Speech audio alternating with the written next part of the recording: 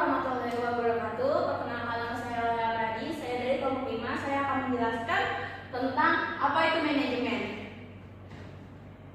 Apa itu manajemen? Manajemen adalah sebuah proses untuk mengatur sesuatu yang dilakukan oleh sekelompok orang atau organisasi untuk mencapai tujuan organisasi tersebut dengan cara kerjasama dan memanfaatkan sumber daya yang dimiliki.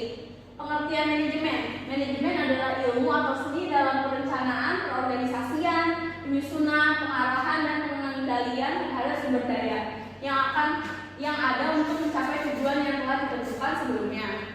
Pengelolaan sama dengan manajemen, yaitu penggerakan, pengorganisasian, pengarahan manusia untuk memanfaatkan secara efektif dan material dan fasilitas untuk mencapai suatu tujuan. Apa itu bisnis? Bisnis adalah suatu kegiatan yang dilakukan oleh perorangan maupun organisasi yang melibatkan aktivitas produksi, penjualan, pembelian, maupun pertukaran barang jasa dengan tujuan untuk mendapatkan keuntungan atau laba. Mengapa manajemen dibutuhkan? 1. Untuk mencapai tujuan organisasi. 2. Untuk menjaga keseimbangan. 2. Menjaga keseimbangan dari antara tujuan-tujuan yang saling bertentangan. 3. Untuk mencapai efisien dan efektivitas.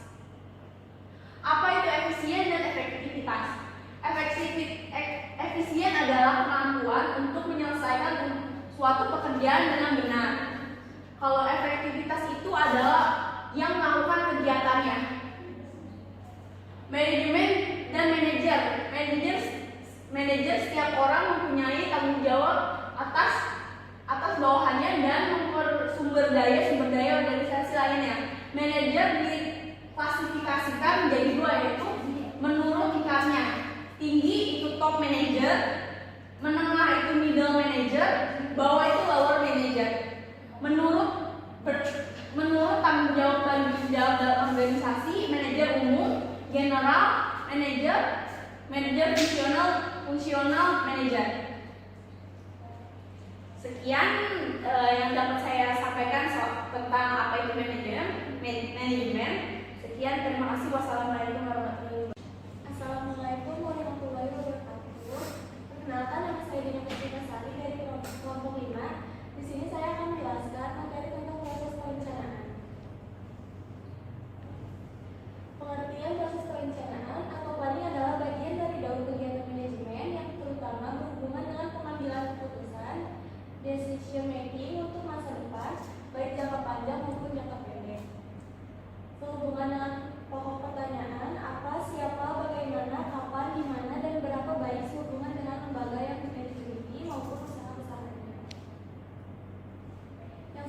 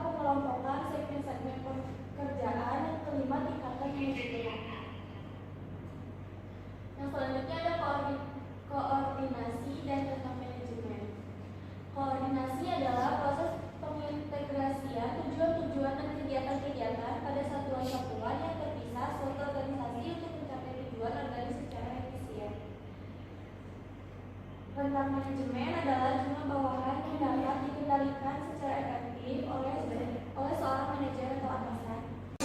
Yang selanjutnya ada rentang manajemen dan komunikasi satu hubungan erat. Semakin besar jumlah rekaman, maka sama diperlukan koordinasi secara efektif. Jumlah bawahan yang melapor ke setiap manajer lebih banyak, maka organisasi membutuhkan manajer sedikit.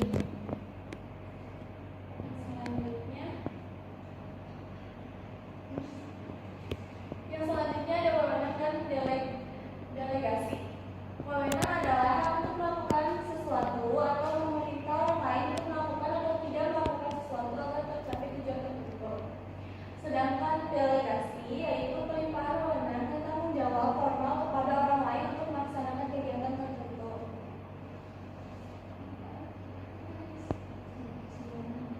Yang selanjutnya ada delegasi wewenang. Proses di mana para manajer mengalokasikan wewenang ke bawah kepada orang-orang yang melapor kepadanya. Pedoman klasik untuk delegasi wewenang yaitu yang pertama prinsip saklar, harus ada garis wewenang yang jelas. Yang kedua prinsip kesatuan perintah, setiap bawahan harusnya melapor kepada atasan. Yang ketiga tanggung jawab, wewenang dan akuntabilitas. Yang selanjutnya ada proses penyusunan personalia. Yang pertama ada perencanaan sumber daya manusia, yang kedua penarikan, yang ketiga seleksi, yang keempat pengenalan dan orientasi, yang kelima latihan dan pengembangan, yang keenam penilaian pelaksanaan kerja, yang ketujuh pemberian balas jasa dan penghargaan, dan yang kedelapan perencanaan dan pengembangan karir. Jadi kesimpulannya itu perencanaan merupakan tahapan terpenting dalam fungsi manajemen. Tanpa perencanaan, fungsi manajemen lainnya seperti pelaksanaan, pengendalian, dan pengawasan tidak akan berjalan dengan baik, sehingga dapat dikatakan perencanaan yang baik akan memungkinkan tercapainya tujuan dari suatu kegiatan atau kegiatan yang direncanakan. Tujuan dan manfaat perencanaan itu sendiri pada dasarnya sebagai pedoman alas standar pengawasan sarana koordinasi pelaksanaan suatu kegiatan yang direncanakan. Selanjutnya, role perencanaan itu sendiri terdiri dari perencanaan dari dimensi waktu, dimensi tata ruang, dimensi tingkat perencanaan teknis, dan dimensi jenis. Dalam proses perencanaan ada beberapa tahapan yang perlu kita lakukan seperti persiapan, perencanaan, manipulasi, dan analisis masalah. Konsep dan desain perencanaan evaluasi, proses rencana, rencana implementasi, dan umpan balik atas rencana implementasi. Bisa nggak bisa? Mau masuk terus? Ya, terima kasih. Warahmatullahi wabarakatuh. Saya Siti Nurhanisha dari kelompok 5. Di sini saya akan menjelaskan materi tentang motivasi. Motivasi adalah keadaan dalam pribadi seseorang yang mendorong keinginan individu untuk melakukan kegiatan-kegiatan tertentu untuk mencapai tujuan. Di sini ada model motivasi yaitu model tradisional. Dalam model tradisional manajemen, motivasi adalah faktor yang mendorong karyawan untuk bekerja lebih baik. Dua teori motivasi yang penting adalah teori hierarki. Kebutuhan Maslow mengusulkan bahwa individu punya 5 tingkat kebutuhan dimulai dari kebutuhan fisik hingga aktualisasi diri. Motivasi berkaitan dengan pemenuhan tingkat kebutuhan tertentu. Yang kedua ada teori motivasi X dan Y, Douglas McGregor. Teori X menganggap bahwa orang cenderung malas dan perlu tekanan. Teori Y meyakini bahwa orang cenderung bekerja keras jika diberikan otonomi dan kesempatan. Dalam model ini, manajer dapat memotivasi karyawan dengan memahami kebutuhan dan gaya kerja karyawan serta menerapkan strategi yang sesuai. Selanjutnya ada model hubungan manusia. 1. Hubungan manajer dan karyawan, menekankan pentingnya hubungan positif antara manajer dan karyawan. Yang kedua, partisipasi karyawan, mendorong partisipasi karyawan dalam pengambilan keputusan. 3. Komunikasi terbuka, memperkuat komunikasi yang terbuka antar semua pihak. Yang keempat, kesejahteraan karyawan, perhatian terhadap kesejahteraan fisik dan mental karyawan.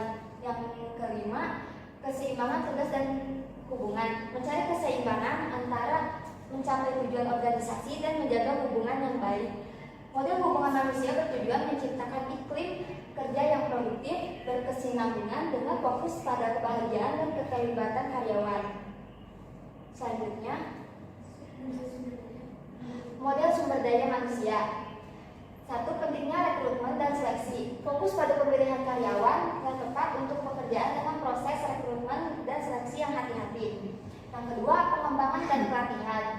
Investasi dalam pengembangan karyawan melalui pelatihan dan pengembangan keterampilan untuk meningkatkan kompetensi dan produktivitas.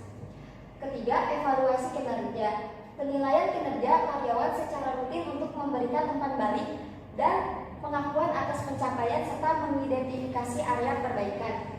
Yang keempat, kompensasi dan manfaat. Menawarkan paket kompensasi yang kompetitif dan manfaat kepada karyawan sebagai insentif dan pengakuan atas kontribusi mereka. Yang kelima, ada manajemen kinerja.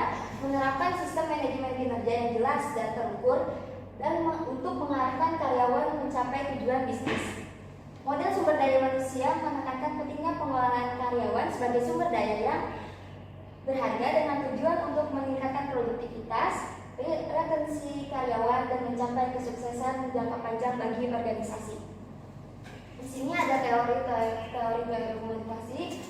Yang pertama, teori petunjuk, mengemukakan bagaimana memotivasi para karyawan. Teori ini didasarkan atas pengalaman coba-coba. Kedua, ada teori isi, disebut teori kebutuhan, yaitu hierarki kebutuhan dari Abraham Maslow. B. Teori motivasi dari Friedrich Herzberg. Selanjutnya teori prestasi dari David McClellan. Selanjutnya ada teori proses, yaitu Lorenz. Teori pengharapan dan pembentukan perilaku, teori Porter-Lawler, dan teori keadilan.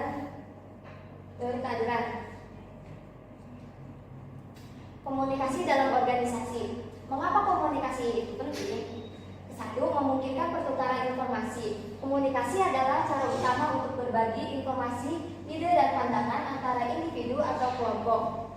Ini memungkinkan penyebaran pengetahuan dan pemahaman yang diperlukan untuk mengambil keputusan dan bertindak. Yang kedua, mendukung interaksi sosial. Komunikasi memungkinkan manusia berinteraksi dan membentuk hubungan. Ini adalah sarana penting dalam konteks sosial, budaya, dan bisnis. Dengan komunikasi, orang dapat memahami, berempati, dan membangun koneksi dengan orang lain. Selanjutnya, ada tipe saluran dasar komunikasi, yaitu yang pertama, komunikasi internal, mencakup komunikasi antara manajer dan karyawan dalam organisasi. Ini termasuk pertemuan staf, email internal, memo, papan buletin, dan komunikasi langsung antara atasan dan bawahan. Yang kedua, ada komunikasi eksternal. Ini melibatkan hubungan komunikasi antara organisasi dengan pihak eksternal seperti pelanggan, pemasok, investor, dan mitra bisnis. Ini termasuk iklan, publikasi, media sosial, surat kabar, dan interaksi pelanggan. Ada lagi komunikasi strategis, berkaitan dengan komunikasi yang mendukung pelaksanaan strategi bisnis. Ini termasuk penyampaian visi, misi, dan tujuan organisasi kepada seluruh anggota tim. Selanjutnya ada komunikasi interdepartemen.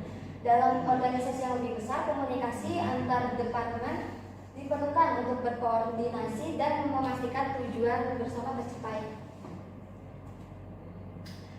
Selanjutnya ada materi kepemimpinan. Kepemimpinan dalam organisasi dalam konteks manajemen bisnis merujuk pada kemampuan individu atau tim yang mengarahkan, memotivasi, mengelola sumber daya manusia dan operasional untuk mencapai tujuan dan visi perusahaan.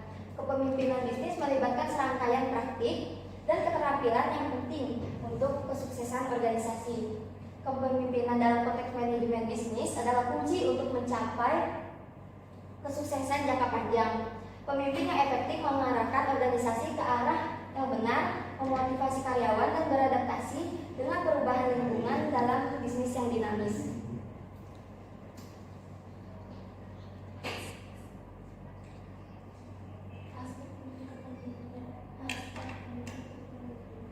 Selanjutnya ada aspek penting kepemimpinan. Yang satu, visi dan strategi. Pemimpin dalam bisnis bertanggung jawab untuk merumuskan visi dan strategi organisasi.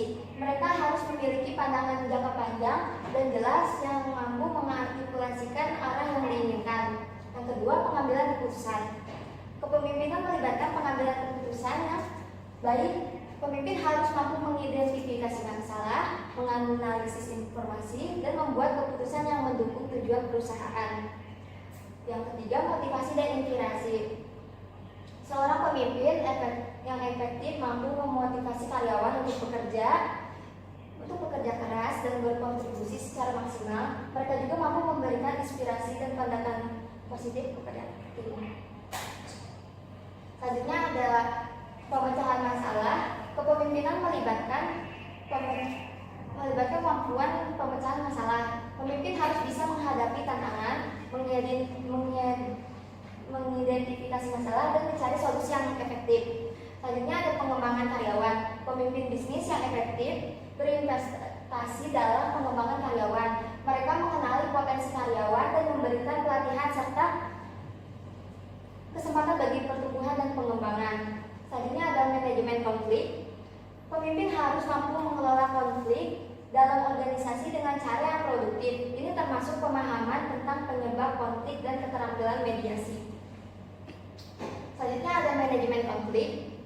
Proses mengidentifikasi, mengatasi, dan memecahkan konflik antara individu atau kelompok dalam suatu organisasi atau situasi.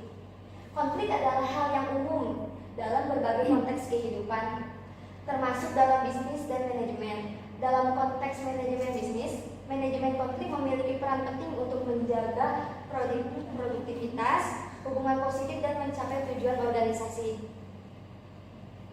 Di sini ada metode penyelesaian konflik. Pertama, konsensus. Pihak yang sedang bertentangan bertemu bersama untuk mencari penyelesaian terbaik tentang masalah mereka. Yang kedua, ada konfrontasi. Pihak-pihak yang saling bertentangan menyatakan pendapatnya secara langsung satu sama lain dan ada kesempatan untuk menerima penyesalan. Yang ketiga, superordinate goals, yaitu penggunaan tujuan-tujuan yang lebih tinggi. Di sini selanjutnya ada pengawasan, controlling, proses pemantauan dan evaluasi aktivitas dan hasil organisasi untuk memastikan bahwa tujuan dan standar yang telah ditetapkan tercapai. Ini adalah tahapan penting dalam siklus manajemen yang melibatkan monitoring, pengukuran kinerja, dan tindakan perbaikan. Selanjutnya ada tipe pengawasan. Satu, pengawasan pendahuluan atau feed forward control. Yang kedua, pengawasan concurrent. Yang ketiga, pengawasan umpan balik atau feedback control. Tahap pengawasan yang pertama, penetapan standar pelaksanaan perencanaan. Yang kedua, penentuan pengukuran pelaksanaan kegiatan. Yang ketiga, pengukuran pelaksanaan kegiatan. Yang keempat, pembandingan dengan standar evaluasi. Yang kelima, pengambilan tindakan koreksi bila perlu.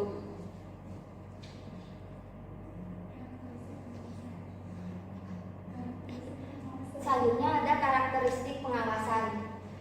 Yang pertama, akurat, 2 tepat waktu, 3 objektif dan menyeluruh, 4 terpusat pada titik-titik pengawasan strategis. Yang kelima, realistik secara ekonomi. Yang keenam, realistik secara organisasional. Yang ketujuh, terorganisasi dengan aliran kerja organisasi. Yang kedelapan, fleksibel. Yang kesembilan, bersifat sebagai petunjuk dan operasional. Selanjutnya diterima para anggota organisasi. Terima kasih. Perkenalkan, nama saya Hana Tirana Sina. Saya dari kelas 1E. Ingin menjelaskan tentang manajemen strategi. Kenapa sih kita harus belajar manajemen strategi? Organisasi perlu menetapkan tujuan agar memungkinkan untuk menentukan apa yang harus dilakukan, mengembang rencana-rencana yang efektif, menentukan sasaran dan menilai hasilnya.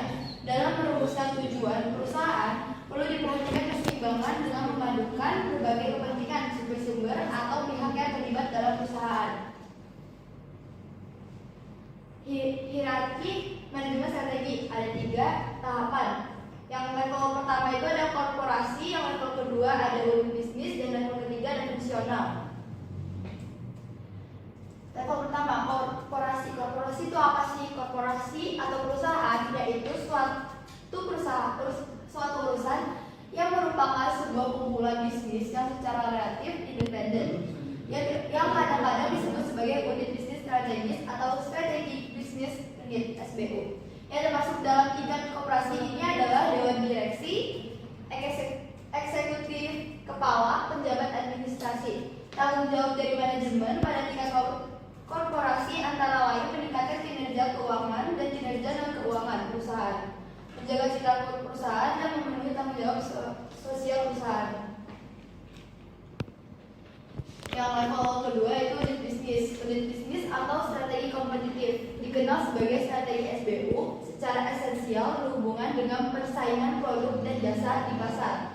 Ada 3 pertanyaan mendasar yang harus ditujukan pada tingkat strategi ini, yaitu yang pertama, di mana seharusnya kita bersaing, pasar yang mana dan segmen mana dalam pasar-pasar tersebut yang harus difokuskan. Yang kedua, produk apa yang seharusnya dipersaingkan. Yang ketiga, bagaimana mendapatkan keunggulan kompetitif yang berdaya tahan di pasar yang telah dipilih. Level ketiga itu fungsional. Strategi fungsional meliputi keuangan, produksi, pemasaran, sumber daya manusia, serta penelitian dan pengembangan. Setiap strategi fungsional tentunya memiliki beberapa indikator yang mendukung untuk terbentuknya hal tersebut. Yang pertama, peran penting strategi fungsional adalah yang pertama, memberikan dukungan kepada strategi bisnis secara keseluruhan. Yang kedua, menguraikan bagaimana manajemen fungsi akan bekerja sehingga memastikan tiap bidang fungsionalnya mencapai kinerja yang lebih baik dari sebelumnya. Bagaimana sih proses manajemen strategi? Proses manajemen strategi terbagi menjadi beberapa tahapan. Yang pertama ada analisis lingkungan, yang kedua ada penetapan misi dan tujuan, yang ketiga perusahaan strategi, keempat pilihan dan penerapan strategi, kelima evaluasi atau pengendalian strategi. Analisis lingkungan. Analisis lingkungan adalah untuk mengidentifikasi peluang yang harus segera mendapat perhatian serius dan pada saat yang sama.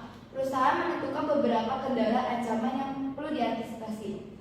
Analisis lingkungan perusahaan biasanya terdiri dari 2 komponen pokok, yaitu lingkungan eksternal dan lingkungan internal. Lingkungan eksternal meliputi lingkungan umum, lingkungan industri, dan lingkungan operasional. Lingkungan internal terdapat sumber daya, kemampuan, dan kompetensi inti. Selanjutnya, penetapan misi dan tujuan. Misi dan tujuan pada dasarnya merupakan satu kesatuan yang tidak dapat dipisahkan. Mereka mempunyai ikatan. Sebelum organisasi menetapkan tujuan-tujuan terlebih dahulu, harus menetapkan misi atau maksud organisasi. Hal ini berarti bahwa kegiatan-kegiatan lainnya baru bisa dilaksanakan apabila misi yang sudah ditetapkan. Yang ketiga ada perumusan strategi. Agar dapat memberikan hasil yang optimal bagi perusahaan, maka perusahaan strategi harus sesuai dengan spesifikasi produk, pasar, dan pemasarannya, sumber daya organisasi, keuangan atau non-ekonomi, dan teknologi. Formulasi strategi yang keliru akan memberikan dampak yang kurang baik bagi perusahaan, sehingga manajemen harus betul-betul memahami dan mencermati kemungkinan-kemungkinan yang akan terjadi.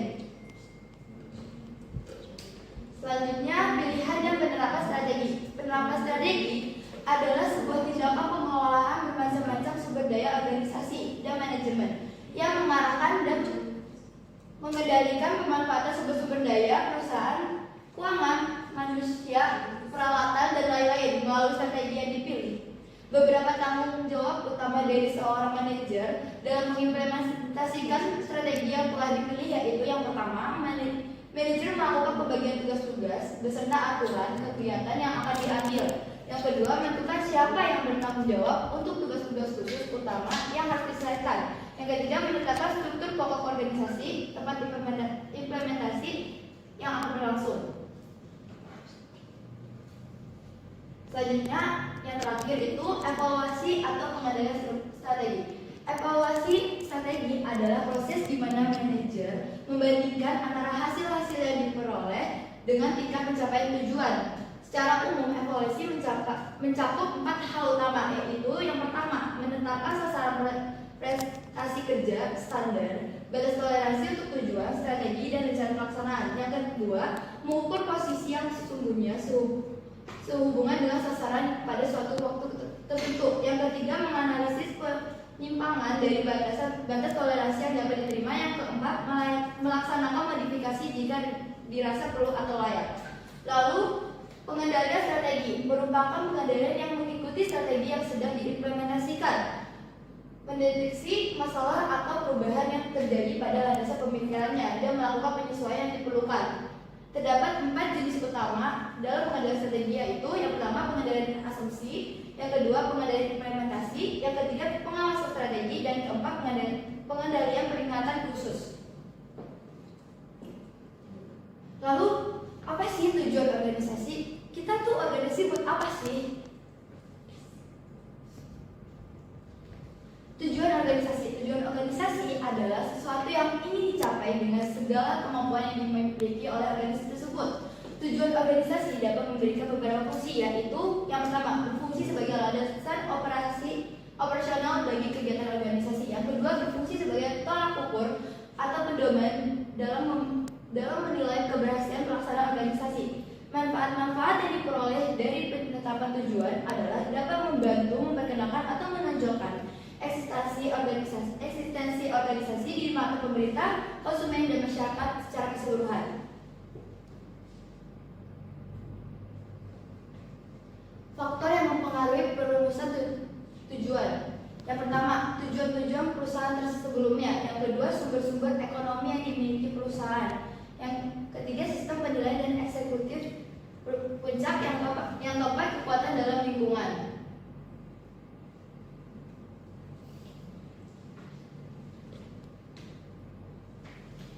Jadi maksudnya jenis tujuan dari organisasi.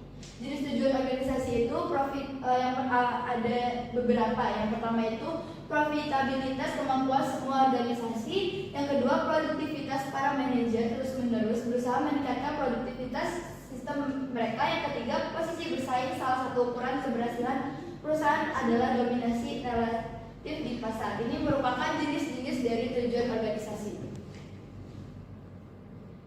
Terima kasih dari penjelasan saya tentang manajemen strategis dan tujuan organisasi. Sekian dan terima kasih. Perkenalkan, nama saya Mutia Salena dari kelompok 5. Saya akan menjelaskan materi tentang manajemen konflik dan fungsinya dalam bisnis. Yang pertama, manajemen konflik adalah sebuah pendekatan yang dilakukan serta diarahkan untuk komunikasi dengan pelaku konflik, yang mana pelaku konflik dapat mempengaruhi kepentingan bersama suatu organisasi. Sedangkan menurut Kontras, manajemen konflik adalah langkah yang diambil pihak ketiga dengan tujuan mengarahkan konflik ke hasil tertentu yang mungkin atau tidak menghasilkan hasil akhir berupa penyelesaian konflik atau mungkin tidak menghasilkan ketenangan atau hasil mufakat. Tipe manajemen konflik. Dalam manajemen konflik ada beberapa tipe digunakan untuk menyelesaikan konflik yang ada. Ada 6 macam tipe manajemen konflik, yaitu accommodating, avoiding, compromising, collaborating, competing, dan communication. Ada juga strategi manajemen konflik. Yang pertama ada pengenalan, diagnosa, menyepakati solusi, pelaksanaan, dan evaluasi. Fungsi manajemen konflik yang pertama adalah meningkatkan kinerja dan keaktifan karyawan. Yang kedua, mengembangkan kemampuan karyawan. Yang ketiga, melatih kemampuan menyelesaikan konflik. Yang keempat, meningkatkan rasa saling menghormati. Kesimpulan dari materi tersebut, secara keseluruhan, manajemen konflik adalah proses yang digunakan untuk mengatasi dan mengelola konflik yang terjadi dalam organisasi atau bisnis. Fungsinya antara lain mencegah timbulnya konflik, mengelola konflik yang sudah terjadi, menyelesaikan konflik, meningkatkan kualitas hubungan, mengembangkan keterampilan komunikasi, meningkatkan produktivitas, menjaga stabilitas organisasi, mengembangkan kemampuan negosiasi, meningkatkan kemampuan dalam mengelola emosi, membuat organisasi lebih adaptif, mengembangkan kemampuan dalam mengelola perbedaan, mengembangkan keterampilan dan mengambil keputusan, dan meningkatkan kualitas